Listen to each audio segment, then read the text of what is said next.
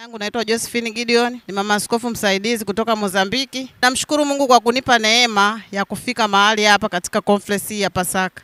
Nimebarikiwa na nimejifunza mengi sana. Ni mengi ambayo nimejifunza kutoka kwa watumishi wa Mungu mbalimbali ambao walikuwa wanahudumu katika semina hii, conference hii. Ninashukuru kwa sababu nimepokea kama nilivyokuja, nimetoka kivingine kabisa. Tena namshukuru Mungu kwa kunipa neema kuwakilisha Mozambiki. Ninamshukuru Mungu kwa yote ambayo tumejifunza mahali hapa. Na watu wa Mozambiki, msikie taarifa zenu kwamba Mungu awabariki kwa kutupa kibali cha kufika tena mahali hapa kuwakilisha nchi yetu ya Mozambiki. Ninapenda tena kumshukuru Mungu kwa sababu ya wale wote Mungu aliowapa neema ya kuhudhuria katika mkutano huu. Tulikuwa ni watu wengi, watu wamepokea, watu wamebarikiwa, wagonjwa wameponwa. Ninakusihi ukaje tena wakati mwingine conference ya mwaka 2027, usipange kukosa. Uwe pamoja nasi, ushirikiane na sisi, utaona baraka za Mungu zikikutembelea. Mungu awabariki sana. Amina.